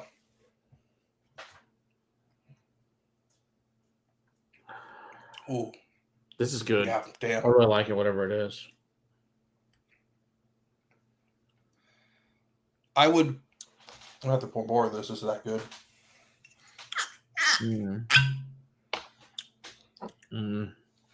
I go with good scotch. I mean, you're not wrong, no. But like, tasting note wise, I get honey. Yeah, lots of honey. Vanilla bean. Yeah, agree. It's like honeycomb itself, to be honest, on the honey. Yeah, it's like honey, like honey crisp, like the cereal. Yep, totally agree. Yeah, it's like vanilla bean pods. Yeah, like you were sucking on one of those. Oh, delicious. Yeah, biscuity. Steven, I know you're English, so I'm guessing you mean cookie in American, not biscuit as in like biscuits and gravy. And yeah, like there's like an biscotti or cookie. Yeah. Because I mean, you're right. Or wafer. What do you call the shortbread cookie? Oh, the Walkers. Yeah, the Walkers. Yeah, the Walkers shortbread cookie. Yeah, this is those definitely. Yeah, this reminds me of older whiskeys. Dude, you know what this would go awesome with? That Iron Brut stuff. Oh, Iron Brew. Yeah. Yeah, this and that would be rock. Yeah, Iron Brew. I love a good Iron Brew. Iron Brew that has all the notes you want in that offset it perfectly. Like I think this a 50-50 would be stellar. Yeah. So, Ben, grappa is when you take everything in the wine production and you smash all the grapes with all the seeds and the vines and all that stuff. Very and then you take it's in Italy. Yeah, it's very prominent. And then you take that and then distill it. Mm-hmm. And it's awesome. Yeah, just go to the store, spend like $12, find a grappa, just try it. There's a good chance you'll like it. They call it Italian firewater on the East Coast because it's like 140 plus usually. It's delicious. But you get notes there. It's an eau de vie. You get notes that you've never had before in a whiskey, right? Because it's a brandy essentially. I don't know. I had Mark, and I have Pisco. No, it's my daughter's boyfriend is half Peruvian, so it's funny because he's heard his dad's all excited. I've got Pisco. I'm like, yeah, because it's delicious. Mm-hmm. I don't know what's Mark. I haven't had Mark. I don't know if I've had that before. You know what Mark is, man? You any idea what that is? I've never. Yeah, I know what Pisco is. I've never had. Yeah, I don't know what Mark. What is Mark, Jason? I never had that. That might just that we may need to remedy that. Apparently, I just think it's funny that like we all got into whiskey. We all met through whiskey. Oh, it's French grappa. Okay. Okay. But here we are talking about French grappa, and we're like, oh, I do enjoy spirits. Yes, we do. Because if you start getting into whiskey, you're like, okay, well, I've had things that taste like this. Right. What other distillation practices are there that's not vodka? Yeah, right. Well, although we say that, we've got a 6 times pot distilled vodka from Ireland, from Ballykeefe, that is unbelievably amazing. Okay. And it's some of the best vodka I've ever had in my life. And it's shit I would drink neat on a regular basis. I poured for some lady. There was a lady who was a thing on the cognac. She's like, how do I drink cognac? She's like, I like vodka. I'm like, so I drink Grey Goose. I'm like, I need something better than Grey Goose. Why don't I pour you that instead? She's like, oh, that was really good. I'm like, yeah, because that's not Grey Goose. That's mass produced crap. Let's get good stuff you actually want to drink. Yeah. Have you ever tried? Oh, sorry. Woody Creek potato vodka. I don't know if I've had that. I know if I think they're gin. Whether they're vodka or not. What were you gonna say? Have you tried Chopin vodka? Sounds familiar, but if you have, it's been a while. Okay, so last year they had a tasting course here in Austin, and I went, and I was the only person who was not in the industry. Wow. It changed vodka to be like, oh, they care about vodka. They do single varietal potato vodkas. Okay, that's cool. So they treat it like it's not just an ingredient; it's a full on like from the farm, distilled, and it should taste like what the actual potato is. Yeah, if you're ever in Eastern Poland, which I would not heavily advise right now to go to Eastern Poland, it could be. But fun. if you're ever in Czechia and you're like, I would like to drive 6 hours to Eastern Poland, you should definitely check out Chopin. Yeah, sounds good. I mean, Czech Republic's awesome. Good, lots of good fun stuff there too, for sure. If you like beer, especially. Yes. Hey Jason, is that theirs doesn't happen to be on Long Island, does it? Because there's a distillery that Pete went to. I don't know the name of it. Maybe it's that one. It's Long Island. That actually did these bottles called single spuds of vodka. They were really good, and it was basically a barrel aged one potato vodka. I'm like, how the hell you do that? I don't know, but it was apparently if you did different bottlings, they were vastly different. I'm like, that's really cool and wild. But yeah, vodka can be very good if you, like you said, if they give a shit about it. If they don't, it tastes like crap. Yeah. Like most vodka, it tastes like shit. Now, I would say locally, the best vodka, I would go to Western Sun or Acre. Makes fabulous vodka here up in this area. You have any good vodkas down there in Austin at all, or not really? No. Okay. No. Here we got a few that are pretty good. So I am in upstate New York somewhat frequently. Are you like Utica for that? Like, I mean, I'll just look it up. Was it 1857? Huh. All right. We must. Looks like you may have a trip to take if you're up there. Middlesboro. Okay. I got family. They're about to be here though. I don't think they're gonna have time to go up there. Okay, so it's between that and it's like between Oneonta and Albany. Okay. It's if you're ever it's like Cooperstown. So if you're, I guess. So that's where my cousins live is in Cooperstown. You should tell them to get you a bottle. They're crap. They may have already left for here. I don't know when they're leaving. They're leaving the next day or two to come here for Christmas. My cousin had was like, "Can your parents please stop and get me a bottle of this?" I mean, it's an hour's drive from Cooperstown. That's the only thing.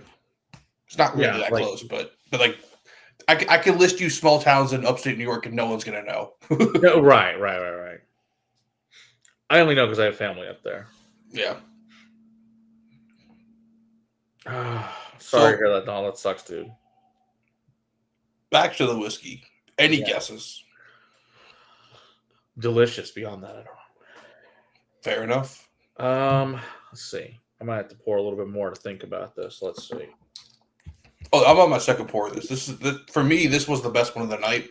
This is really good. Close second was the Cooper's Cooper Yeah, Woods.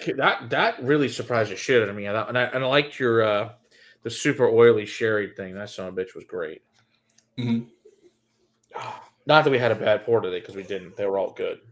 Oh yeah. Well, as I tell people, there are no bad pours in this calendar. There's no bad pours, but day 10 onwards is always something you've never heard of, something you can't get your hold on, or just highly allocated.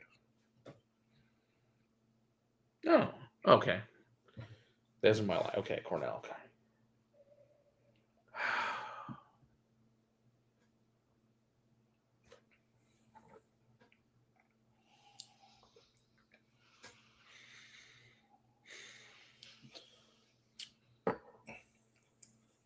Higher proof.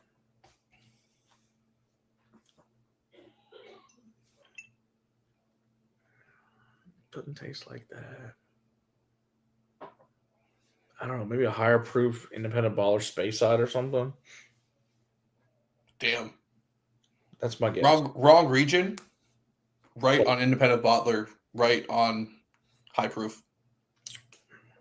Okay, not. Is it a Highland then? Not Scotch. Not Scotch. No shit. Less than 5-year-old age statement. Okay, yeah. I'm guessing more like 10. Okay. No, less than 5. Like less than 5 years old total. Not so 3, 4, 5. Like not. But not Scotland either. Not Scotland, no. So, fuck. Ireland? Right Isles, wrong country.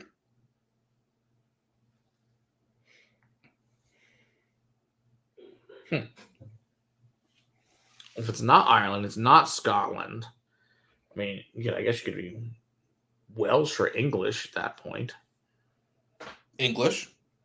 I'd say what? Maybe like Filey Bay. Nope. Not Welsh, not Penderyn. Yeah, no. It's not. Well, if it's English. Wait, no, Annandale's Scottish. We already had a Bimber, so it's not Bimber. That's right. The Bimber was delicious. Yeah. Okay, so not Filey Bay, not Bimber, is it Cotswolds? Nope, not Cotswolds. That's Cotswolds. Okay. Fuck me. Okay, trying to think. Let's see. Other English distilleries. Southwest of England. I mean, is it another one of the English whiskey companies? Bottlings? No. Fuck me. Who the fuck else is? I mean, I know there's other ones. I'm trying to think off the top of my head. I said there was another English, not another Bimber. yeah, we know that. Yeah.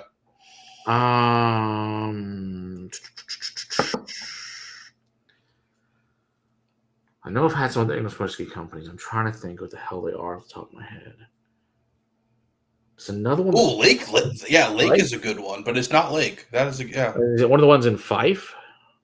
No, Fife, Scotland. Scotland, okay. Yeah. So it's close to the border. What the fuck is it? There's some that are close on the border there. What the fuck are they now? It's closer to London than it is closer to Manchester. It's closer to London. It's closer to Brighton. I'll tell you that. Fuck. Southwestern England, like Southwestern England. Oh my gosh. Yeah. What the hell's out there? No, it's not that. That's Scottish. It's in Bristol. Does anyone know a distillery in Bristol? Nope. Okay. I'm gonna go with no. So, independent bottling the independent bottler is Scottish. It is a Thompson Brothers. Okay. So awesome artwork. Yes, but definitely. The actual distillery. See if I can get. All right, I'll make you big here. Oh, there you go. Circumstance Distillery. Yeah, that was never gonna single grain. No shit. So the reason it's a single grain is because if we can read they use something that has slightly bit of not malt in it. So the second paragraph is what you kind of want to read. So the second whiskey has been sling malt. It's clear wort fermented using a saison yeast.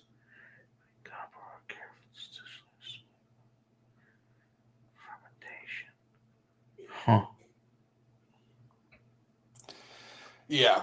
So this is Roy Aquavite has bought, I want to say 7 or 8 bottles of this, and wow, I bought it on the grain. Just a guess. Awesome. I was told if you see Circumstance, they're doing really cool stuff. Never even heard of them. The reason they call it a single grain is because their mash bill it's a percentage. So it's like they'll do unmalted, malted. They'll put wheat, rye, corn. Sure. And then they have a hybrid still, but they mostly use the copper contact they use the stripping run with the column still. Okay, and then the distillation run is all. I'm really having a shit day today. So I remember things. I'm like, I can tell you where it's near and all this stuff, but yeah. Huh. I never even heard of it. No, it's really nice. They have a cool YouTube channel. If you look them up, you can still buy. They're so young. You can, as an individual, you can buy a cask for about 9,000 pounds. Okay, now question: do they put their own bottlings out or no? Yes, they do. Okay, it's very good. They don't.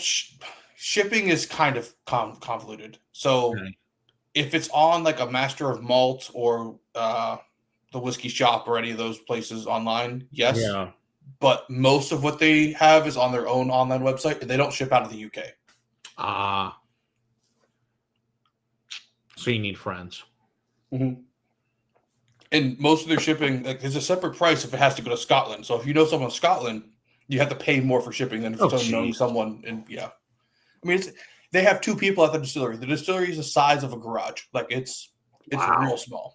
Well, I know. Remember, you've been to Real Spirits before on the Royal Isle campus. No? Yeah, oh, that thing's crazy.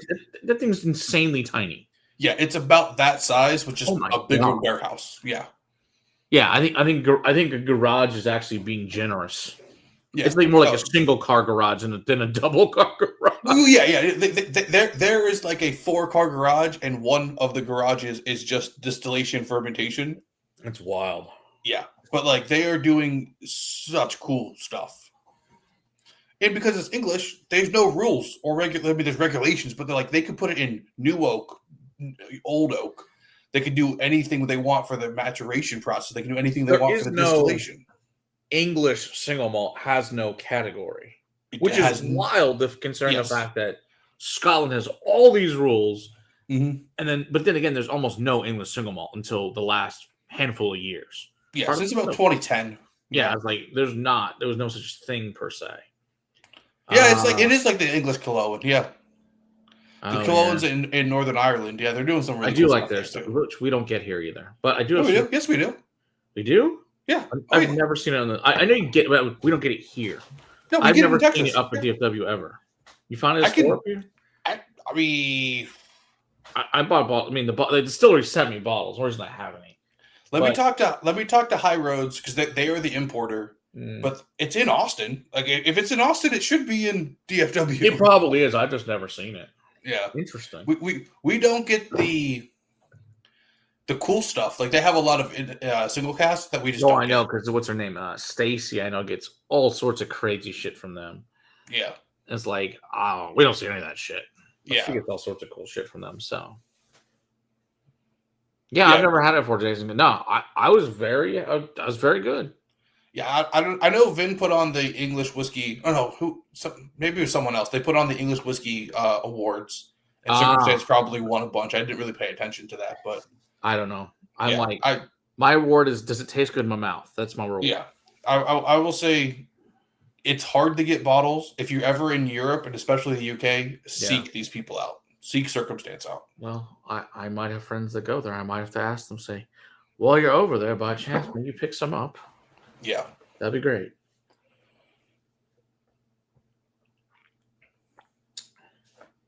Sounds about right there, Donald. I think that's accurate. Of course there, Bourbon. You have lots of awards. You have amazing skills for seeking out whiskeys that are exceptionally old that sell on the shelf for 20 to 30 years in random ass towns. That's your skill.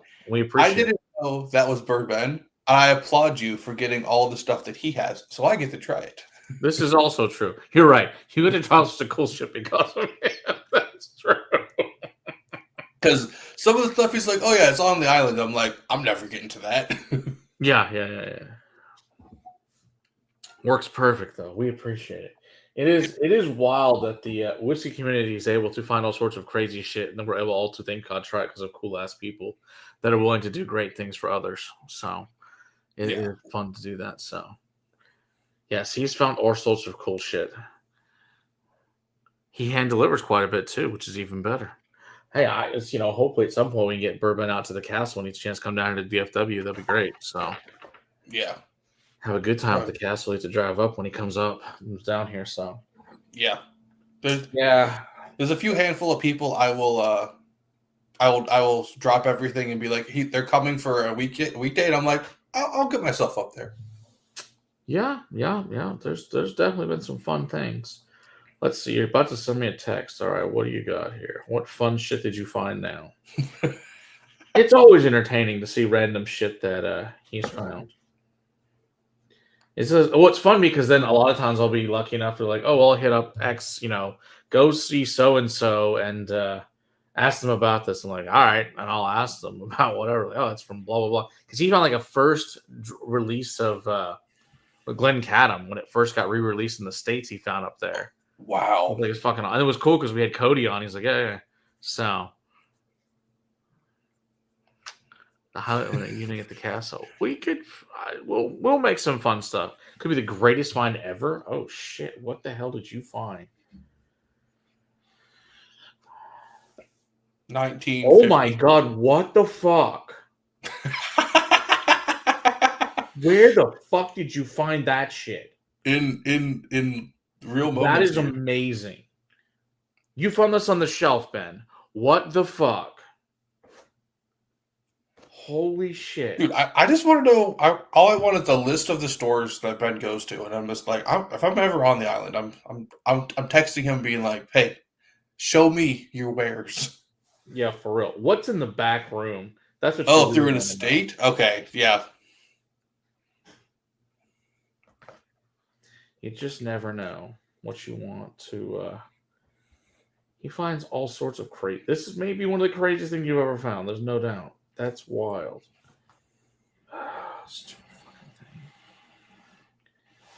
I'm down for all of that. I will definitely hit you up and stay over, drink, go hunting. Hell yeah. Yeah, those are all good things. Yeah. I was going to state. Okay. Wow. Did they have any clue what it was, or were you able to get it? Just get it. Hey, MSR, good to see you there out in Vegas.